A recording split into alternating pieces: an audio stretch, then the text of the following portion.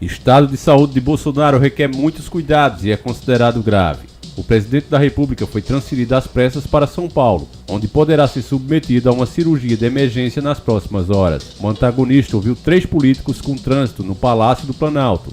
Os 3 disseram que as informações que chegaram a eles dão conta de que o estado de saúde de Jair Bolsonaro requer muitos cuidados e é considerado grave. Se não fosse grave, gravíssimo, não precisaria transferi-lo às pressas para São Paulo, disse um dos vice-líderes do governo Bolsonaro na Câmara. E é preocupante, acrescentou. Um senador que está em contato permanente com o presidente afirmou que Bolsonaro se sentiu mal ainda na madrugada e, após relutar em procurar um médico, foi convencido a ir ao Hospital das Forças Armadas, HFA, em Brasília. Bolsonaro logo cedo foi submetido a uma endoscopia, que identificou o acúmulo de líquido e outros materiais, o que pode ajudar a explicar os soluços do presidente. O entorno do presidente então decidiu chamar o cirurgião gástrico Antônio Luiz Macedo, que mora em São Paulo. O médico é responsável por acompanhar Bolsonaro desde a facada, durante a campanha de 2018. Macedo pediu novos exames e constatou obstrução intestinal.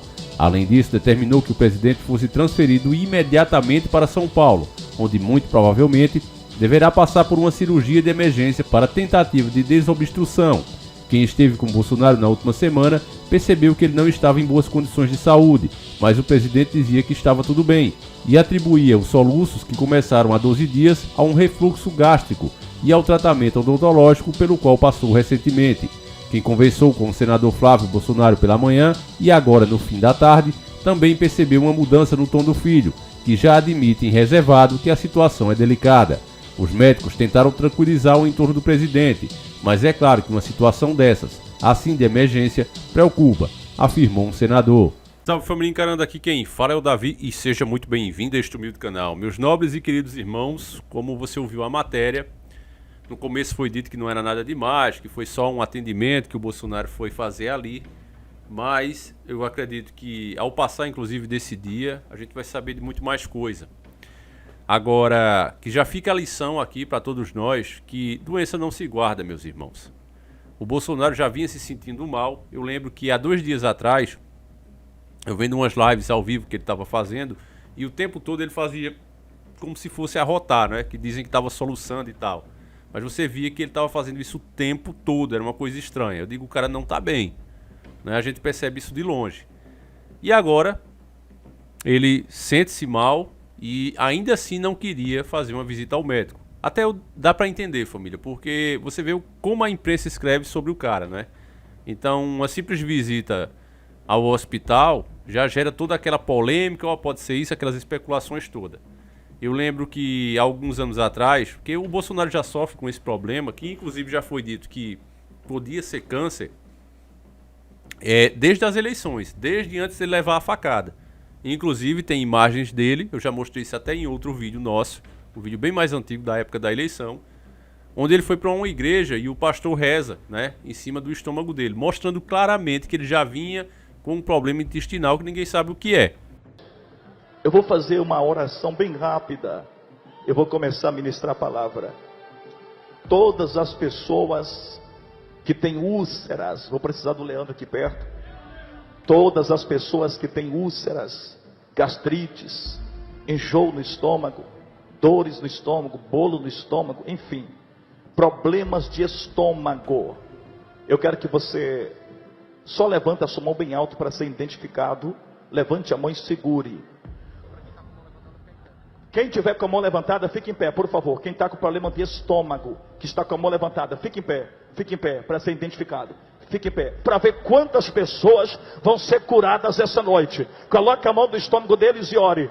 Coloque a mão no estômago delas e ore. Já tem 50, já tem 50. Coloque a mão no estômago deles. Coloque a mão no estômago delas. Perceba que eu ainda não orei. As pessoas que defendem, inclusive, que a facada foi fake, e eu não entro nesse mérito, porque a gente precisaria ter provas disso, né? Então eu fico na minha, nessa questão. Mas isso acabou que virando meio que uma religião, né? Quem gosta do presidente diz que a facada foi real, que é um absurdo essa teoria. Quem não gosta diz que foi tudo uma armação e tal. Enfim, eu não vou entrar nesse mérito, eu deixo pra vocês se foi fake, se não foi. Mas O que é fato, a gente pode comentar aqui. É fato que o Bolsonaro já tinha problemas intestinais antes da facada. E há especulações que pode ser um câncer, que ele vem lutando já há muito tempo. Então, se de fato isso for uma realidade, se isso de fato for uma verdade, meus nobres e queridos irmãos, então é muito mais preocupante, é muito mais perigoso do que uma sequela da facada. Porque você sabe que câncer não é brincadeira, ainda mais intestinal, ceifa a vida de muitas pessoas. E pode ter certeza, meus irmãos, a pior coisa era perder o presidente nesse momento. No atual cenário, e a gente tem a história como prova, né, quando faltar assim, pouquinho para a próxima eleição, né, 1 ano e pouco agora, né, menos de 1 ano e 6 meses. Você imagina, meu irmão, o que o Temer fez. A gente tem essa prova aí. Tudo que eu falei que ia acontecer com o Temer, de fato aconteceu. É porque as pessoas aqui no YouTube, né, principalmente os metidos a YouTube Teens, eles não reconhecem, os metidos a intelectuais, o que a gente vem falando.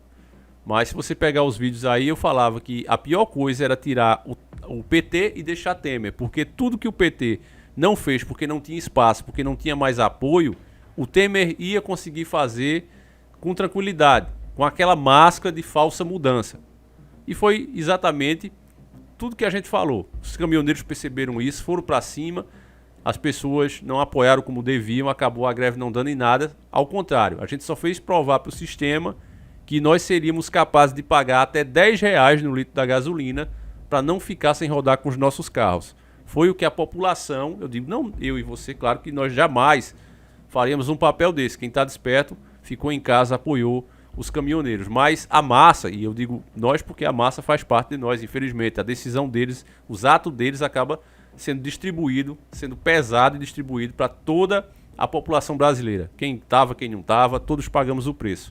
Então o povo foi lá, queria gasolina a R$10 o litro. Então o sistema a partir dali percebeu que o povo, para não perder o seu luxo, para não perder o seu conforto, é capaz de fazer tudo, até pagar R$10 no litro. Hoje eu abasteci de novo o Camaroso. Inclusive eu vou até deixar de fazer alguns vídeos com ele, porque tá pesado, família. E o litro eu paguei a 6 e pouco, família. Mais de R$6 o litro da gasolina. Então é um absurdo onde a gente chegou. E isso começou lá no Michel Temer. Lembre que os aumentos abusivos que inclusive gerou aquela greve, né, um atrás do outro, desde que mudou a política da Petrobras, com aquela história. Não, ela tá quebrando, tá quebrada, tem que acompanhar os preços lá de fora. O que eles estão fazendo de fato, né, privatizando tudo, todas as partes da Petrobras, os postos não são mais nossos, as distribuidoras não são mais nossas, tudo está sendo privatizado e quem compra não compra para fazer caridade ao país. Eu acho engraçado quem acredita nesses contos de fada.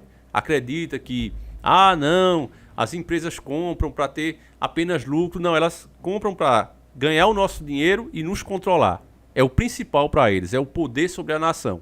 Você que controla a energia daquela nação, que é o que move o país de fato, né? Não tem como a gente trabalhar sem ter o carro, por exemplo, o cara que carrega tijolo, o cara que carrega cimento, o cara que vai receber uma mercadoria no seu supermercado, enfim, a energia que movimenta o país, não é? Então, você é dono disso, você manda no país, independentemente de quem você seja. E aí estamos passando o controle para essas empresas que querem o quê? Querem aquelas agendas coloridas implementadas, querem mudar a forma que você cria seus filhos. Todas essas empresas, esses grandes grupos, que você for ver, né, a quem pertence tal empresa, você vai ver que elas pertencem aos mesmos grandes grupos. E esses grandes grupos estão trabalhando dia e noite para assumir, né, para mandar, para criar um governo único e mundial, estão conseguindo, se apoderando de todas as principais fontes de renda do país. E o Michel Temer, ele deu, de fato, esse grande passo aqui no Brasil, né, deixar as coisas bem pior. E esse governo vem seguindo isso o tempo todo, através do Guedes. Eu não digo nem o Bolsonaro. Eu acho que o Bolsonaro acabou sendo o testa de ferro, né, que usaram a popularidade que ele tinha, aquela ideia de mudança, mas o que fizeram foi entregar, né, o principal ponto de um governo, que é o setor econômico. Era por isso, inclusive, que o doutor Enéas explicou isso, é porque as pessoas não entendem, não prestam atenção no que o cara estava falando. Ele, que era médico, que deveria se preocupar, vamos dizer, só com a área da saúde, mas não, ele foi se especializar, foi estudar com nacionalistas de verdade a área da economia, porque ele sabia que esse é o pivô principal da nossa nação. Se um indivíduo, veja o senhor, não sabe o que se passa no ar, o senhor sabe por que eu estou estudando economia política há 6 meses? Senão eu não sabia o que se passava. Ele virar para mim e dizer assim, não, o choque heterodoxo é besteira, uns tantos dizer, não é não, não é não, eu estou estudando, não é não. Você é um homem culto, preparado, evidentemente, Sem nós sabemos. compromisso. Sem nenhum compromisso. Nenhum, com ninguém. Vamos ao inverso. Uma pessoa que não tenha nenhum compromisso, mas que não tenha nenhum preparo. Não puder. Não. Perdoe, não creio. Sem preparo. Aí vem a história da assessoria. Mas a pessoa se tornará, perdoe-me dizer isso, até certo ponto um título. Se eu disser, o senhor é doutor no assunto? Não mesmo. Mas não sou burro. A diferença é essa. O Bolsonaro foi muito honesto, eu digo isso pra você, de cara limpa, muito honesto em dizer que não entendia nada dessa parte da economia. Ele falou isso várias vezes, deixando claro, tirando dele da reta, que quem ia mandar seria alguém que o sistema determinou pra ele. Quando nasceu essa amizade de Bolsonaro e Paulo Jegues? Só é você se lembrar, meu irmão, foi durante a campanha. Economista que nunca esteve em governo nenhum, que se aproximou para colaborar. Eu dou graças a Deus por ter chegado ao nosso lado. A pessoa adequada é ele, não seria eu. Eu tenho humildade para dizer isso. E tenho falado para ele e para outros. Eu tenho que confiar 100% em vocês. Ah, não, de forma. A Petrobras vai ser O vendida. diagnóstico, por mim, todas. É muito interessante isso, porque o Bolsonaro era associado ao seguinte: não será vendida nenhuma. Ele é uma posição estatizante, etc, etc. Bom, agora vai ter uma resultante interessante, porque para mim são todas. Então, se não tem nenhuma e tem todas, deve ter algo aí no meio. E a gente conversa com muita franqueza sobre isso, com uma brutal franqueza. Tenho que confiar 100% em vocês. Ah, não. A Petrobras vai ser O vendida. diagnóstico, por mim, todas. Pretende-se entregar todo o patrimônio da nação. Estatais, Banco do Brasil, bancos estaduais, subsolo, Amazônia, enfim, entregar tudo o que representa riqueza, riqueza verdadeira, para os donos do poder mundial. Eu não vou mencionar os grupos aqui, mas são grupos super estabelecidos. Um é um grande grupo internacional e o outro é um grande grupo brasileiro. Um me deu a estimativa entre 500 e 700 bilhões e o outro me deu entre 700 e 900, valor médio de... Para essas cinco, só para a Petrobras? Para a participação do governo em todas as estatais. Porque isso aí... Todas as estatais. Essas são possivelmente as mais valiosas. As mais Era a valiosas. participação do governo em todas as estatais. Estão juntando tudo da Pega 500 todo mundo, a... Caixa, Banco do Brasil, pega todo mundo e calcula quanto tem de valor econômico lá. Entendi. O valor esperado de um grupo era em torno de 800, no outro era 500, 700, era 600, a média era 700. Então eu falei, tem 700 de privatizações, programa de privatizações. Mas o senhor não se deixaria levar para uma assessoria? Ah, de forma alguma. O assessor vai me dar elementos para eu ler e opinar. Eu não vou dizer o que o assessor. Não vou fazer o que ele me diz, de jeito nenhum. Ah, não, de forma alguma. Depois que ele fez aquela viagem lá, foi apresentado ao Guedes e disseram, olha, esse é o cara que vai cuidar da economia. Você mexa aí nos outros pontos, agora a economia você vai entregar na mão dele. Ele só teve essa chance real de se tornar presidente a partir do momento que ele disse, ok, eu aceito esse cara. Então eu entendo bem isso é ser maduro, isso é ser realista, coisa que muitos não querem ser. E devido a essa experiência que a gente teve, eu posso afirmar para você com todas as letras, meu bom e caro amigo que está vendo esse vídeo, minha cara amiga que está vendo esse vídeo, a pior coisa para o Brasil seria perder o Bolsonaro, ele se ausentar por algum motivo e ficar na mão aí de um Mourão da vida.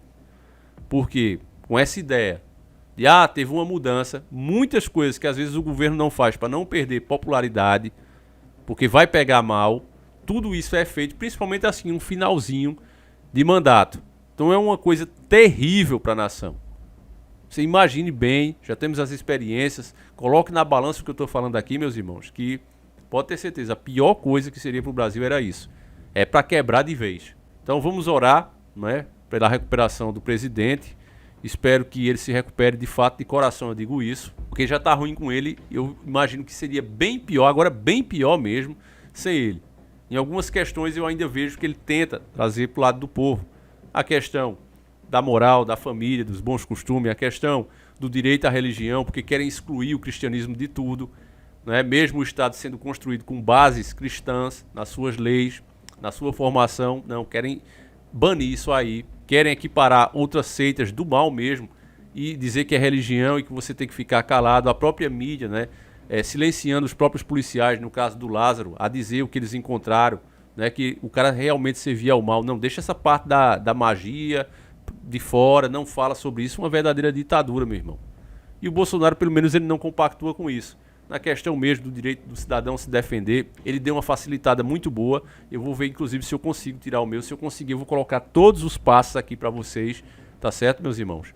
Para ter o meu direito legalizado tudo certinho, porque a hora é agora. Quem puder, corra, tente legalizar. Eu espero ter explicado que, de fato, a situação dele é complicada, como foi dito na matéria, né? Se não fosse, não precisaria transferir o cara assim às pressas. Você sabe que essa história de intestino, juntando líquido, juntando material ali, e a pessoa com tudo aquilo preso, realmente não é bom não, família. Muitas vidas, né? Inclusive o avô da minha esposa se foi assim. Então eu espero que você tenha compreendido a verdadeira mensagem que a gente quer passar aqui para vocês, porque não é nem apoiar, não é questão de apoiar, de não apoiar, a questão é ser realista. Isso vai acontecer, então vai gerar isso. É isso aqui que eu estou fazendo para vocês. Então eu gostaria muito de saber a sua opinião. Eu faço questão de ler os comentários desse vídeo, todos eles, porque é um assunto que realmente a gente precisa refletir muito, meus irmãos. Então é isso aí, meus irmãos. Fiquem com Deus, um abraço. E se está sentindo alguma dor, se está se sentindo mal, meu irmão, vou dizer um ditado que meu pai dizia: a gente deve guardar dinheiro, agora doença jamais. Está se sentindo mal. Lembra também daquele, o Cavaleiro de Ouro Mu, né? Mu de Ares, quando o Shiryu leva a armadura de Seiya, a armadura de Pegasus e a armadura do dragão para o Mu consertar, e ele diz: essas armaduras não podem ser consertadas porque elas já estão mortas. E aí ele faz a comparação com o corpo humano, dizendo que, assim como é o corpo humano, também são as armaduras, que quando o ferimento não é muito grave, nós temos a capacidade de se recuperar. O próprio organismo faz isso, mas quando ele é muito grave, aí não é possível se recuperar e aquilo vai agravando, levando ao fim daquele ser. Então é bom sempre a gente lembrar disso. Às vezes a gente na correria, nessa luta dentro da Matrix, a gente pensa: não, mas isso aí não é tão importante, depois eu cuido disso. Mas nada é mais importante do que a tua saúde, meus irmãos. Tá certo? Então, se tá sentindo algum problema, meu irmão, não espera para amanhã não, vai. Porque você pode ter certeza, meus irmãos, se você tem de se recuperar em tantos dias, esses dias vão dobrar, vão triplicar, você vai sofrer muito mais por ter esperado. Então não espera não, vai atrás, tá certo? Esse é um conselho que eu dou para cada um de vocês, que eu considero como se estivessem aqui junto comigo, pessoalmente, como se fossem meus irmãos. Então é isso, meus irmãos. Fiquem com Deus, um abraço e tamo junto.